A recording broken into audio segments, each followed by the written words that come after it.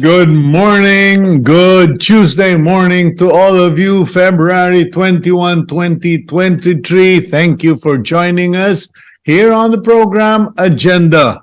I'm your host, Cito Beltran, thanking you for being subscribers of Cignal TV, viewers of One News, and of course, to those of you who watch us via Facebook and YouTube, maraming salamat po. The same goes to PLDT for their home fiber optic internet. And lest I forget, thank you, Dr. Emily Roleda, and of course, Makoy Viñas of Viñas Optical for my constant supply of opticals, of eyeglasses, para naman daw maiba pinalitan ni Doc Emily yung frame natin dahil naduduling na tayo. Okay, it's a bit of a cloudy day this morning. It's been showering in many places. I came from Batangas yesterday, from Lipa, and it showered most of the time, but it was okay. Anyway, today, let's get on with our daily starter. And I've always heard, or I frequently hear, actor Denzel Washington repeat this daily starter for us. And it goes, without commitment, you will never start. Without consistency, you will never finish. Memorize that, write it in your mind, in your heart, because many Filipinos are familiar with the saying, ningas kugun, okay? Flash in the pan, kumbaga, a bushfire. But the reality is, if you do not have commitment, you are not committed, you will never start, regardless of whether it's a business, it's a plan, it's exercise, and without consistency, okay, you will never finish. And I try to live by these words nowadays because at my age, time is precious, time is limited, and it is very expensive. You cannot get it from the bank. You cannot borrow it. So make the most of it. Let's now go to our front page of the Philippine Star, February 21, 2023. The headline goes, Coast Guard has only 3 patrol vessels. This is in response to questions regarding the Coast Guard's capability to patrol and maintain its presence in the West Philippine Sea. So lumalabas, 3 lang po ang vapor ng Philippine Coast Guard. But in fairness to the Coast Guard, they are young in terms of being an independent unit. Because for the most, for many decades, we have been reliant on the Philippine Navy. Kumbaga, nakikiangkas lang sila sa Philippine Navy when they were still part of the PNP until they became their own unit. So, yun po, no? That is the headline. Coast Guard has only 3 patrol vessels. At the top of the front page, no mechanism to allow ICC entry. According to DOJ Chief Secretary Crispin Boying Remulla, there is no mechanism, law, or system that would allow the International Criminal Court investigators to come to the Philippines and investigate their suspicions of extrajudicial killing regarding the Duterte anti-drug war. And as such, the ICC investigators cannot come to the Philippines to do what they believe is their duty or their global commitment. So, yan po. Anyway, meanwhile, Speaker Martin Romualdez backs the RCEP or Regional Comprehensive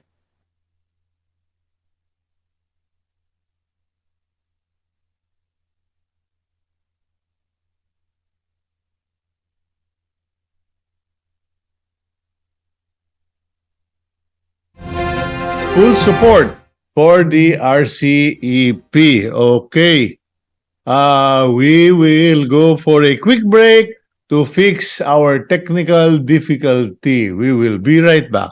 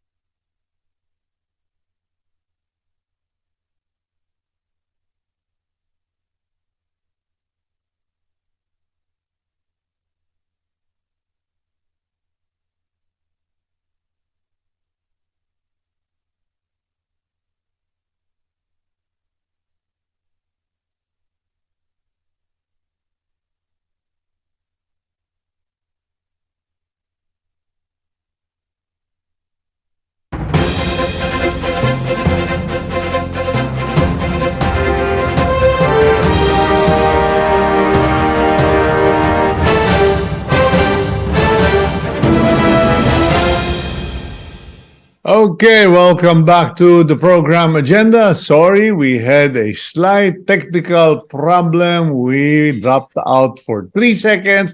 We are back. As I was reading, the Congress has supported the ratification of the Regional Comprehensive Economic Partnership bill. And in the meantime, there will be an oil price hike today. 1 peso and 5 centavos for diesel and 90 centavos for gas. Meanwhile, the DOTR favors local firm to take over EDSA busway. The Department of Transportation, through its spokesperson, has stated that they want to turn over the management operation of the infrastructure, if that qualifies as an infrastructure, of the EDSA busway. Papa-privatize. Pero pwede ba yun? Because that lane of EDSA is public land, is, medyo parang, hello, highway yun. Paano niya ipa-privatize yung highway ng Metro Manila? Anyway, stranger things have happened. They are also considering having the Parañaque terminal also run or privatized. I don't know how it will be, pero they want a private company to manage it. Ayan po. No? Anyway, big photo, at least medyo maganda-gandang makita. Big photo at the center of the Philippine Star, 1 year after the Russian invasion, Kiev still stands. Okay, yan po. U.S. President Joe Biden made yet another surprise unannounced visit to Ukraine and visited Ukraine President Volodymyr Zelensky and went to the Mariinsky Palace in Kiev. Okay, so talagang siga, astig talaga yung mga Ukrainian. Now, BBM to agencies, help me uplift people's economic condition, okay? Efforts to grow the economy would only go to waste if fruits of growth are not enjoyed by the people, President Marcos reminded government officials during the oath-taking of new appointees at Malacanang, and called on them to thoroughly study their organization and determine what needs to be done so that government can carry out interventions that will benefit the people. First suggestion, your Honorable President, wag na kayong magpalagay ng political appointees who have to learn and study their job. Marami po tayong career executives. Let them run those agencies. LGUs to urge to adopt edible landscaping. Okay. The Commissioner for Climate Change, okay, or CCC, has called on local governments to adopt edible landscaping. Totoo nga naman, ang dami sa inyo kung ano-anong kayong mga plantito, plantita, you are spending thousands, some I know are spending hundreds of thousands of pesos to landscape their few square meters in their backyards or front yards with rare, imported mga plants. Kuminsan ninanakaw pa. Kung pechay gulay lahat yan, di biglang bumaba presyo, nakatipid tayo sa gasolina. And last but not the least, that photo together, thumbs up group photo of Haraya Residences recently celebrating its grand launch with the unveiling of its showroom at Bridgetown Estate in Pasig. Malapit yan dito. It is a project of Shang Robinson's Properties Incorporated, a joint venture between Shang Properties and Robinson's Land Corporation. And that's it. Matipid tayo sa balita today because I guess the world is kind of trying to keep calm as February ends. Okay, let's now go to our first interview for today. Let me just check if I don't think we're going to go for a break. We'll go straight to our first interview. And he is a repeat performer. Okay, hindi siya repeater. Repeat performer here on Agenda. He is a banking and finance guy. Let's roll out the Betamax, Gabriel. Michael Ricafort is the chief economist of the Rizal Commercial Banking Corporation, or RCBC. He has been with said bank since 2006. Ricafort also holds a Master of Business Administration degree, which he obtained at the Ateneo Graduate School of Business. Okay, Mike, welcome back to the program. Thank you for making time for us. Good morning, Cito, and to our viewers, and always nice to be back. Okay, now, although I told you off cam, but I will have to say it on cam, the executive department, particularly local government units, should be more aggressive in the fight against inflation. Ano ka mo? That is according to Secretary of Finance Ben Jokno. I'm just trying to be cheerful this morning, trying to be funny, Mike. But I really wondered about that statement. I know inflation is a concern of NEDA, Economist, the Secretary of Finance, and the President. But when Ben Jokno started to mention LGU, I kind of wondered, how on earth are local government units, mayors and vice mayors, or even governors, supposed to control inflation at their level? Well, this is it looks like an out of the box approach, considering how serious the issue on inflation is. It's elevated prices, very high prices, or elevated inflation that's worldwide. No? However, there are also country-specific factors, especially some of which are also at the local level. No? That's why it's a whole of country approach, both big picture or macro, as you mentioned. Yes, that's a conventional approach, through the Department of Agriculture, maybe through the NEDA and the rest of the economic team to control, at least in really managing the supply on a big picture level. Mm-hmm. And now, this is a somewhat a different approach that would include the grassroots, especially at the LGUs, on the supply side. Especially on agriculture, mostly in areas that are heavily in the agriculture business. And well, if we look at it, well, because how come these things are happening in the world? It all started with the Russia-Ukraine war that led to higher commodity prices, because we know that, well, Russia is a powerhouse in oil. About 10% of oil comes from Russia. That's about 10 million barrels per day. And they're even planning to cut 500,000 barrels per day, no, in retaliation to the sanctions. So that's 5% of their output. And of course, Russia is also a powerhouse together with Ukraine. As both countries, they're the biggest, they account for the biggest global trading of grains like corn, soybean, wheat. That's why we have seen this sharp increase in grain prices. Even up to now, no, with China reopening, grain prices again started to go up, and anything related to that supply chain, no, when it comes to the prices of cattle, livestock, and that's why it's really important now to engage also at the local front, no.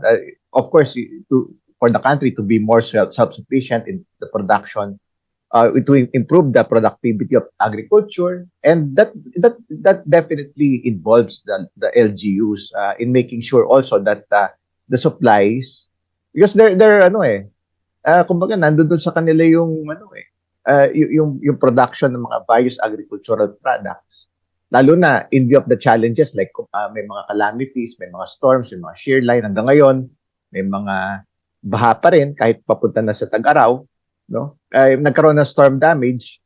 So yeah, this is a paradigm shift, so to speak, also, no.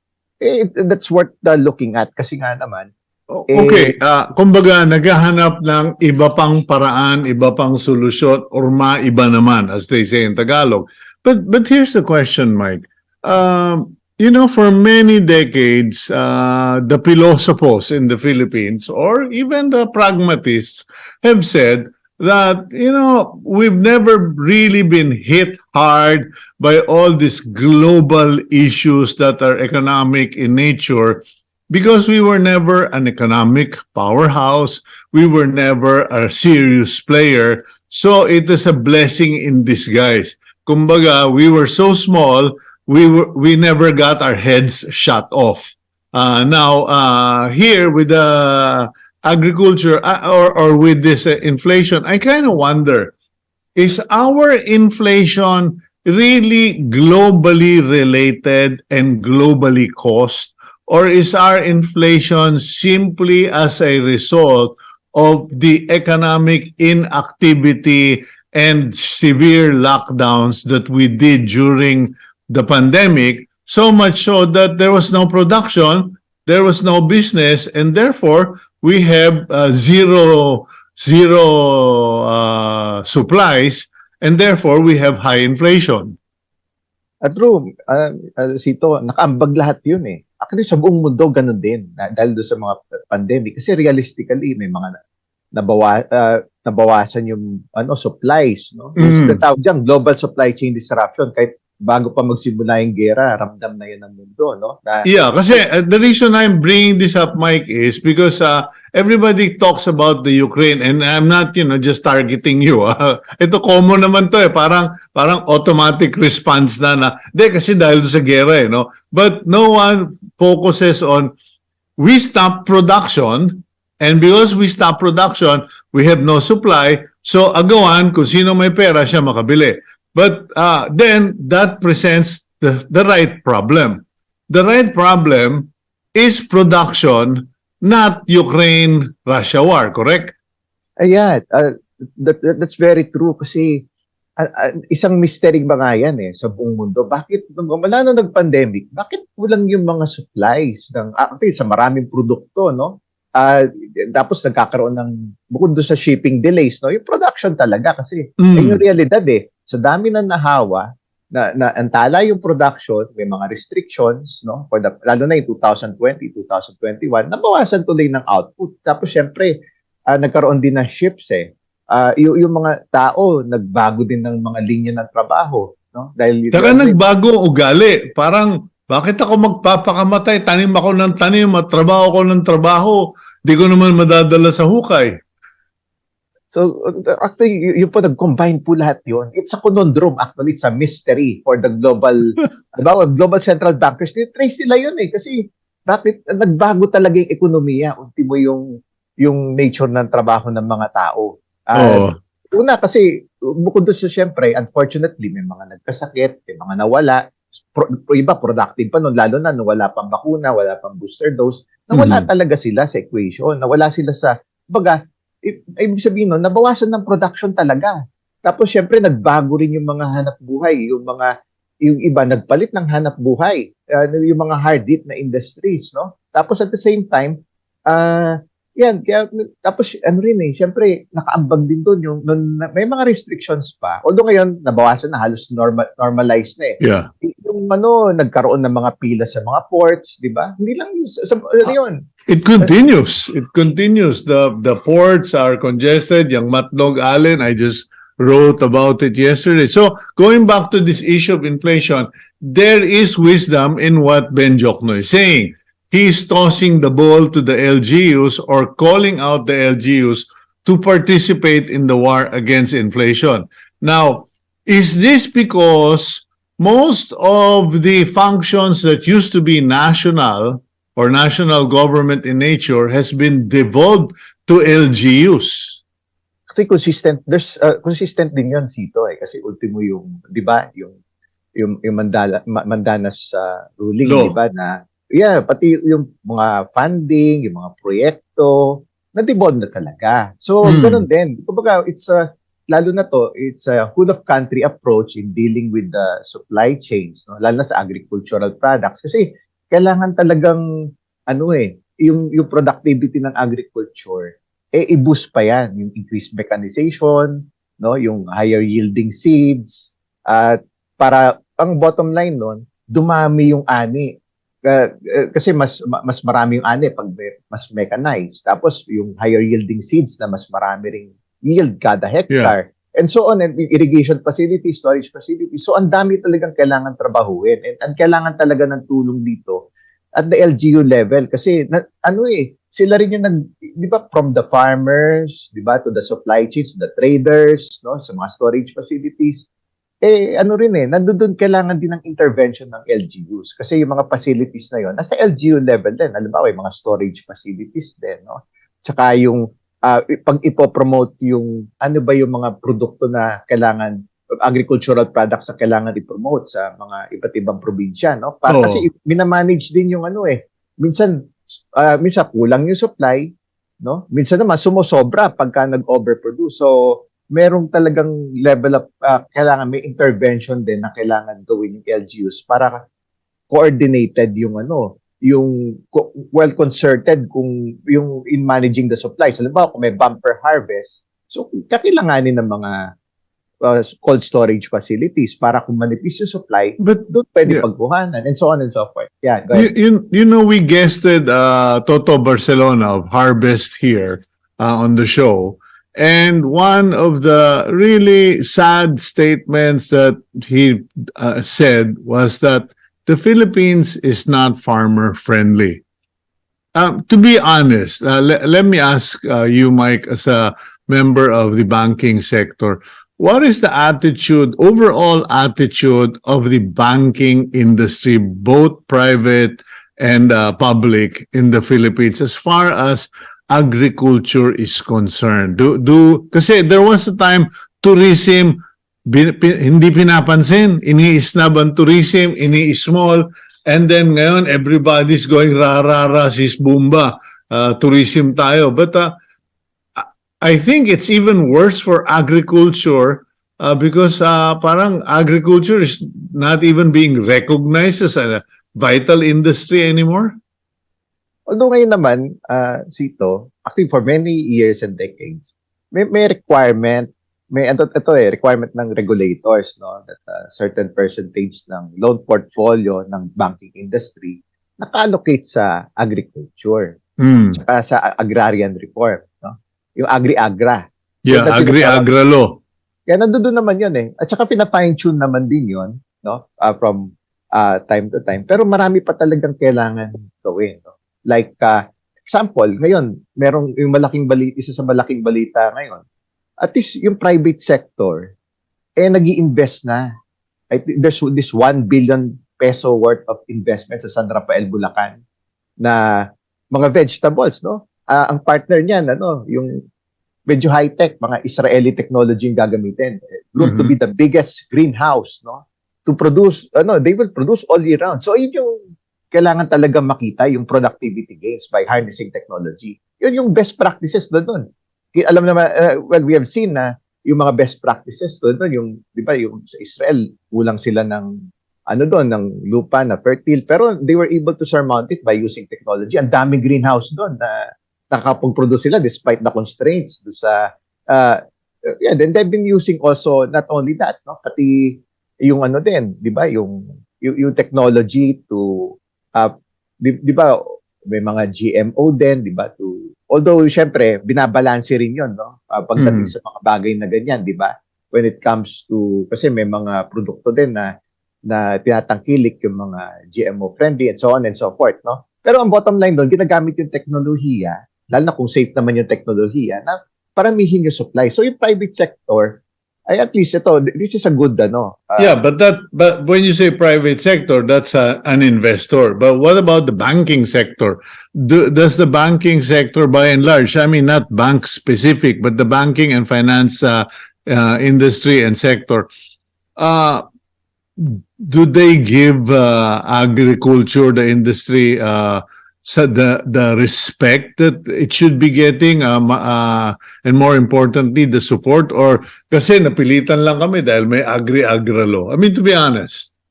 Pero ngayon, ayun, talagang required yun, no? Talagang sinigurado ng regulation na may pautang palagi sa agriculture and agrarian reform-related na businesses and industries. Pero in-encourage naman, lalo na ngayon, I think the whole country is really looking at boosting productivity, lalo na kung yung mga related sa pag-mechanize, yung pag-increase ng productivity ng agriculture. Kasi kailangan din talaga yun, no? Napapunta tayo doon sa yung food security, no? Na gagawin talagang mas, profitable. Kasi but is the agri-agra law now a kiss of death as far as loans go for banks? Kumbaga parang, okay, we have to, ilang percent ba yun, Mike? Mga nasa, mga 2 or 5? Yeah, mga thereabouts, no? Okay, so in the sector, pag napapag-usapan niyang agriculture or agri-agra, ano ba ang salita dyan? Nako pare, pag nagpautang ka sa agri-agra, kiss it goodbye. Pero naman, kasi yung yung industriya naman, tinitingnan nila talaga yung basics of credit. Kaya napaka-importante rin na maging profitable yung venture. Una, kailangan talaga bumaba yung cost sa pamamagitan ng mechanize or pag-automate. To harness technology para, kasi una, dadami yung production. And this goes for the overall productivity ng agricultural sector. No? I-harness yung, marami pa kasing opportunity na i-mechanize. Dadami yung supply, bababa yung cost. Correct. Win-win sa lahat. Kumbaga, nagawa naman yun ng ibang mga Asian and ASEAN countries na nakakapag-export sila. The likes of Israel, the likes of Taiwan na naging self-sufficient because of their unique peculiarities and circumstances. Yeah, I'm just curious, and it might be something you guys can pick up, no? Has there been a bank, a particular bank, that has decided, okay guys, let's roll up our sleeves and let's do a project that is agriculture-based, and we get involved, we get directly involved. Kumbaga, pang-showcase ng inyong agri-agra component. Yung po kasi, yung may mandato po talaga, yung post-World War II era, yung mga rural banks, napakaraming rural banks sa rural areas or sa countryside. Sila po talaga yung may mandato sa negosyo nila na mag-cater sa needs ng farmers, fisher folks, and sa agricultural per se, no? Lalo na sa development, lalo na yung mga hindi naaabot ng mga big banks kasi may mga areas pa rin po na liblib na malalayo, no? Yung mga, di ba, may mga categories na municipalities. Yeah, but Mike, the big banks have all the money. In fact, sa mga nakakausap ko sa mga gatherings, pare, hindi na namin alam saan namin lalagay pera namin eh. Parang parang gano'n. Kasi walang movement daw eh. Wala silang kumbaga puro na condominium, puro na mga housing, sabi. Di nga namin alam sa ilalagay lahat itong pera to eh. But I haven't heard someone say, we want to do a showcase. So wala rin up to now. Meron, marami na po. Kasi tama po yun. Ultimo yung mga big banks. Bumili na sila ng mga chains of rural banks, pati yung mga microbanks. Ayun po yung showcase. Kasi ultimo, yan ang Still within their line of expertise. Opo, kasi yan yung model na medyo kakaiba na lalo ito yung ina-adapt sa mga ibang developing countries like sa Indonesia, yung mga microbank. Kasi profitable din po yan eh. It's an alternative to di ba yung mga pautang na mahal. At the same time, yung mga community-based po ito na normally yung mga lending officers po, based po yan sa community. Kumbaga, kakilala nila yung mga tao sa community na pwede pag-iraman. Kumbaga, ito po yung alternatibo doon sa mahal na pagpapautang, no? Okay. Sa informal lending. Kaya yun po yung tinatarget ng mga bangko ngayon. And marami pong yung mga success cases sa ibang developing countries na indeed very profitable po ito, no? At may venture, ito po yung showcase talaga kasi ang tinutulungan po dyan sa agricultural sector, yung mga iba-ibang klaseng farmers, yung iba po doon for export pa, no? Halimbawa, yung mga marami pong linya, halimbawa yung mga kakao, kasi for further processing din po yan yung iba-ibang agricultural products na eventually nasa supply chain po lalo na kung sila po ay nasa supply chain na ultimo yung opportunity, doors of opportunity marami for export, no? Yung lalo na po ngayon kasi may marami pa pong opportunity na talagang kailangan i-link yung kasama po yun sa pag-improve ng supply chain i-link yung farmers do sa mga end users, sa consumers, pati yung mga big buyers, no? Para talagang ma-improve. Lalo na may teknolohiya na po ngayon. Pwede pa po i-harness yan. Ayun po yung promise doon na using technology, no? Yung mga online platforms, no? To really parang to broker, no? Both the demand and the supply coming. So in other words, banks like RCBC are already on the ground. You're already linked with smaller banks, rural banks that in turn are helping the farmers. But as far as Secretary Ben Jokno is concerned, it's now the turn of the local government officials to do their part.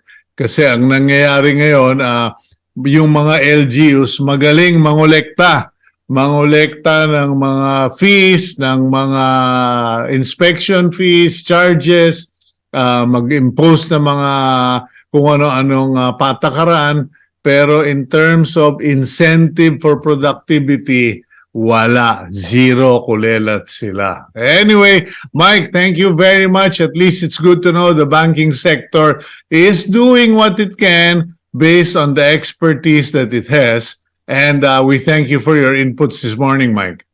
Thank you so much, Cito, and to all your viewers. Okay, more power to you and to your bank. Have a good morning. God bless you. Okay, that's our first guest, and Mike Ricafort, Chief Economist of the RCBC or Rizal Commercial Banking Corporation. And as far as the call of Secretary Ben Jokno is concerned to the LGU, tama naman po yun, because at the end of the day, many of the services and duties of the national government has been devolved to LGU by virtue of the local government code. Now, ang problema po, maraming mayor, pinaprioritize yung urbanization ng kanilang nasasakupan. They want to have cities, they want to have first-class municipalities so that they can collect higher real estate taxes, so that they can have higher IRA, etc., etc. But sooner or later, we will run out of food at the rate that you guys are going, because all you develop are housing projects, villages, etc., pero walang pagkain. And that is the problem. Okay, so we will monitor this thing as far as fighting inflation is concerned, because ayun po, ang daming mga questionable charges ang mga barangay, ang mga munisipyo at mga syudad, cities, for checkpoints, inspections, etc. And I have been writing about that in my column in the Philippine Star, where poultry producers, truckers, etc. have been complaining. Malapit na po silang magwala. Okay, so we will now go for a break, and when we return, we go to our second topic for the day here on Agenda.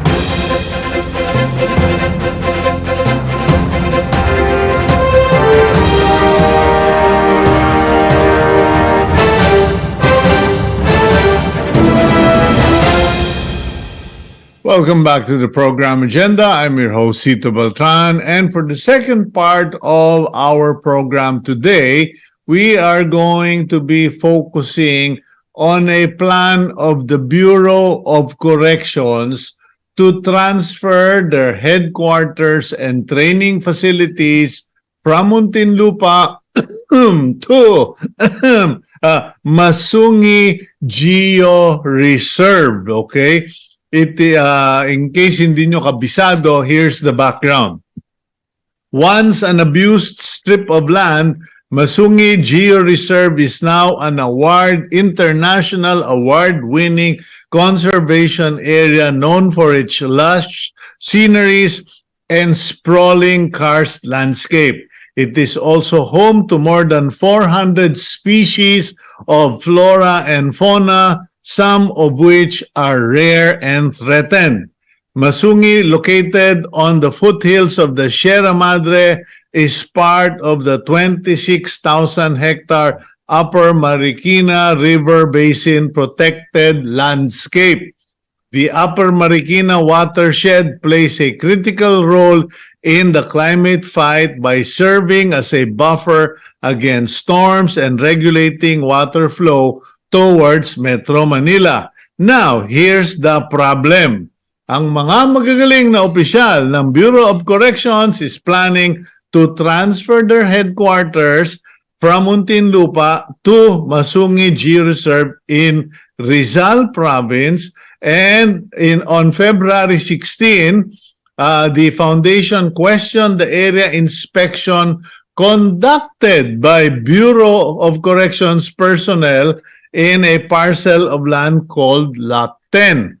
According to Bucor OIC Gregorio Catapang, a transfer of certificate of title for the 270-hectare land in barangays Cuyumbay, Layban, San Andres, and Tinucan in Tanay was issued in favor of Bucor September 28, 2022. Okay? According to DOJ Secretary Remulla, the plans are not yet final and are being explored. Okay, yan po, no? Let's roll out the Betamax to introduce our second guest. Ann Dumaliang is a conservationist and geotourism advocate in the country. She is the co-founder and managing trustee of the Masungi Georeserve Foundation. The foundation serves as a local model for privately led conservation, sustainable reforestation, and geotourism. Okay, good morning, Ann. Welcome to the program agenda. Good morning. Thank you for having us on the show. Okay, now I know for a fact that you guys, the part of the foundation and those who support the Masungi Georeserve have been fighting a constant and uphill battle against all sorts of characters who are trying to take over the Masungi Georeserve, who have illegally put up resorts, camping sites, etc. And have you guys been consulted, or did the Bucor director ever call you and say, Ann, could we consult you regarding this plan? We have not been consulted about this plan. In fairness to General Catapang, he was only recently put in the position. There was something that we monitored moving by the gate, by the fence of the said lot back in June 2022. Some of our rangers approached those who were supposed to be, I think, they said it was a groundbreaking, no? But no one really left anything there. It was a completely clean slate after 20 minutes of a program.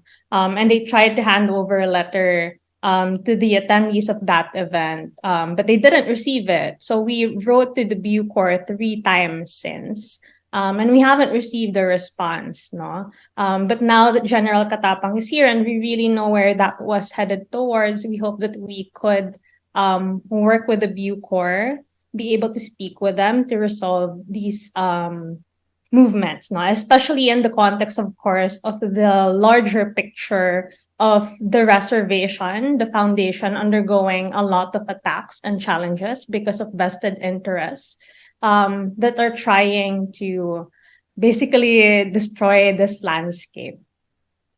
Okay, now, what has the Department of Environment and Natural Resource, the governor of Rizal Province, I believe that's under Rizal, right? And Mayor of Marikina, what have all these 3 individual officials said or done about this situation?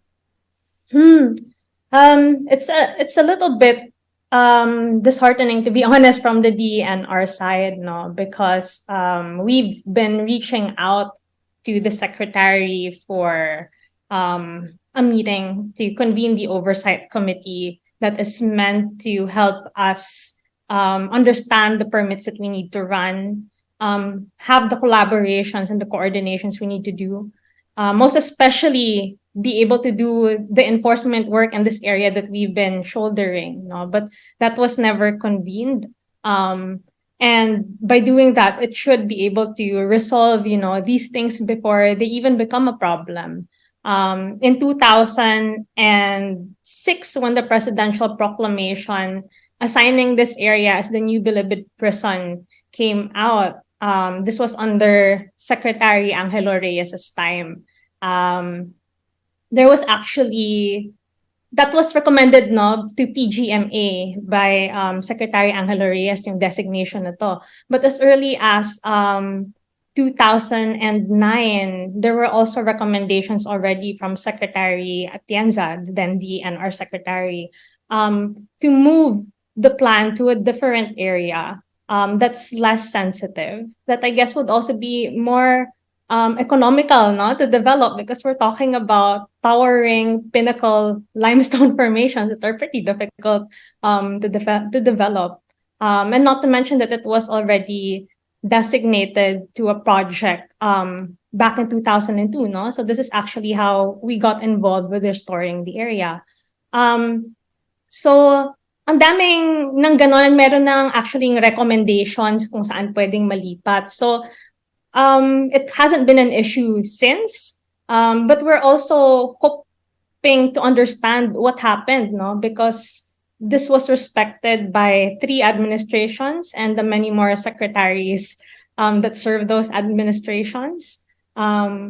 What happened to that directive? We hope that we could align with the NR when it comes to that. Has anybody ever studied or investigated what the attraction is for the DOJ, the Bucor, to pursue this insane idea of putting the Bureau of Corrections facilities in the Georeserve in a environmentally sensitive location that will entail hundreds of millions to establish?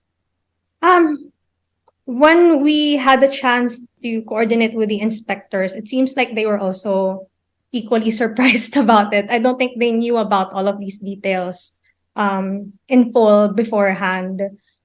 So I hope that we could really come to, a win-win solution, Kasi we understand where they're coming from. They need to decongest the prison. They need to modernize their facilities. They deserve to be able to do that. At the same time, we have a climate emergency. We have this globally recognized model that we have been working on for decades. And I don't think it should be one or the other. Dapat pwedeng, if I may be completely blunt, sana malipat sa ibang lugar that would be more appropriate. It will not compromise the climate and restoration investments already made by everyone in this area. And I think that would be most ideal talaga for this administration, considering that climate financing, loss and damages, climate investments is a pillar of the admin, And we need to be able to establish the credibility of the administration when it comes to pursuing that, when it comes to receiving climate investments. What about that means? Yeah, No. sorry, Ann. What about Okay. international experts? Because I mean, I was one of the responders in Sendong. I was the one in a responder in Ondoy. And many of both of these events were triggered by floodings that came from the mountains, caused by a lot of illegal logging, flash floods, unstable surfaces, etc. And Marikina already survived. Rizal province survived. I believe it was Ondoy. And what did the international experts say will be the result of such an intrusion? Because iniisip ng mga bureaucrat, maglalagay lang naman kami ng preso at saka training namin, yun lang. Pero they forget that when you put such a facility, the people who work there will start putting up homes around the facility, then dahil wala namang kapitbahay, wala namang sisita, and then may mga tindahan na, may kalsada na, may kuryente na, and before you know it, you basically disrupted, destabilized that area. What did have experts from abroad or local stepped in and denounced this situation? You're right, no? Gusto ko mag-build on dun sa sinabi ninyo, sir, because it's people who may not know about area-based conservation management might believe that any forest land or any idle land is land that could be used or developed. But if you think about it, it's mandatory, it's necessary to set aside these sensitive zones because there are lots of ecosystem services centered in these areas that a lot of people rely on and that a lot of biodiversity depend on. So that has been vouched for and vetted by scientific publications and scientific studies. Internationally, the World Bank has studied the importance of this particular watershed and the impact that it will have downstream. No, so it's actually phrased in a more positive light that if we get to restore this critically deteriorated watershed, for background, after Ondoy, nilagyan na naman siya ng isang layer of legal protection, no, on top of the past legal protections that it has already had. It was made a part of the ENIPA system because yun nga, local studies have shown that the deforestation of land has a lot to do with the devastation experienced downstream when it comes to extreme weather events. So, ano yung mga findings dito? Ay, yung finding doon, no? From 18% of a forest cover, bumaba raw ito to 11%. Nung na-declare siyang protected, no? Which makes it very critical for climate action, no? Na kailangan gawa na ng paraan at solusyonan, considering the local realities and what have been stopping all of this progress for a long time now. So going back to the international study, I think that's pretty fascinating because it showed that a restored watershed, 70 to 100% ideally with a forest cover, can reduce the amount of water going downstream by up to 47% and can reduce peak flows by up to 3 to 5 hours. And that means a lot for Marikina, for the downstream communities that get flooded during super typhoons and the like. If you look at siltation control pa lang, sir, the Upper Marikina, no, is equivalent to 5 billion pesos worth of dams, 10,500 dams. And that will have a maintenance cost of about 2 billion annually, according to the study. Not to mention, every now and then, may depreciation yan, no? So then you will have to build again. But if we learn to take care of our forests, understand that this is a long-term endeavor. It's not even 20 years, like the amount of time we've been working on it. A rewilded tropical ecosystem will take 80 to 100 years to pursue, no? But in 80 to 100 years, pursue it continuously and it only gets better through time, no? So I think that we need to understand that this isn't just unused land. It's a green infrastructure, you know, that a lot of us rely on. And that Lot 10, the area in question, is the main spine of the coarse landscape at the watershed divide of this, you know, this critical watershed. Okay, so what about the province of Rizal? Because before Marikina, they're the ones who lose a crown, a jewel. If all of this is taken over by national government facility, if this is taken over by loggers, by illegal operators, etc., which is happening already. Right. We hope that the provincial government, you know, can support and lend weight to, you know, just getting this place protected, supporting the model that has allowed this place to thrive and has caused a good deal of pride of place for Rizaleños. And have really made the mark also, no, for the province when it comes to tourism. And sana makakollaborate natin ang Rizal government when it comes to it. We know that this area, as an offshoot, was supposed to be quarried. Portion of it was supposed to be quarried. Of the 2,700 reforestation site that we are leading, 1,000 hectares of that had illegal mining tenements on it, no? And we're lucky because after 3 years of campaigning, we were able to stop that alongside government collaborators and civil society organizations. And finally, we were able to announce its cancellation. I think only 2-3 weeks ago, no? Only in the month of February. So we have been anticipating, of course, some backlash. We have unfortunately dealt with, I would say, attempts to even get the reforestation site canceled, no? Since then. And we Mhm. hope that we can, work with our government counterparts to protect it. Because if you look at the bigger picture, there's more to gain from collaborating with civil society and the private sector. You haven't had an audience with Secretary Loizaga of the DENR. That's one thing. But what about cooperation with the DENR? Because, I mean, at the end of the day, it's their job, it's their responsibility. Are they even sitting down having coffee with you guys and trying to work out solutions? Or do they simply don't talk to you guys? At the latter part of Secretary Simatu's term, because this memorandum of agreement that we have over reforesting the area was created with Secretary Gina Lopez. She was the one who facilitated it. And it's groundbreaking in that National has taken interest in enforcing environmental laws on the ground and working with civil society to make it happen. So because of that, it's largely led by the Office of the Secretary and Central DNR. No? And that has also gotten a lot of flack simply because naging watchdog talaga yung arrangement. No? Mas naging maganda yung oversight ng National also to what has been happening on the ground. So have we been coordinating with DNR? No time ni Secretary Simatu, he actually tried to convene the oversight committee that our agreement with DNR says it should have.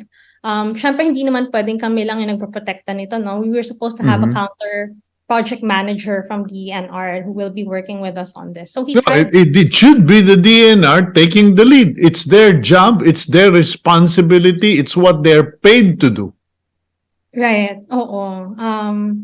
We hope that's also that also becomes the mindset, no? Kasi at this time, if I may be transparent talaga, with all of these attacks on the reforestation site, you might have heard of some congressional hearings also happening, no? Parang, I mean, it's okay that we look at it, but it's also allocating, eating up a lot of time. We have a climate emergency. We could be working together. We should do that.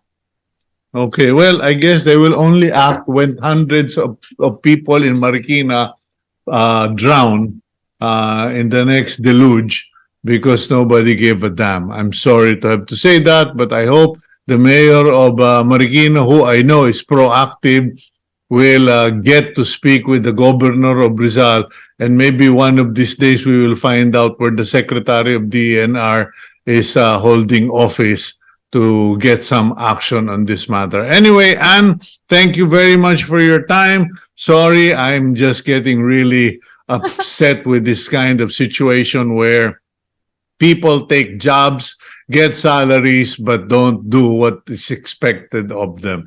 Anyway, Miss Ann Dumaliang, thank you very much. Well, maraming salamat rin, no? And if I may just add, because we're talking about the Bucor in particular, and it's triggered by a presidential proclamation, we really hope that President Marcos can also intervene, no, and make a position, make a stand, because I know that this is a critical part of his administration's agenda. Okay. So we hope to be able to touch base with them, and I hope we get to invite, Secretary Remulla to come on site, General Katapang to come on site, so that they could verify the information they've been receiving from us and perhaps from other people for themselves. No, Okay. Thank you very much, Ann. Okay, let's now go to our closing exhortation for this week. And it comes from the book of Psalms, chapter 1, verses 1 to 2. Blessed is the man that walketh not in the counsel of the ungodly, nor stands in the way of sinner, nor sits in the seat of the scornful, but his delight is in the law of the Lord. And in his law doth he meditate day and night. Thank you very much for joining us, and please keep it here on One News.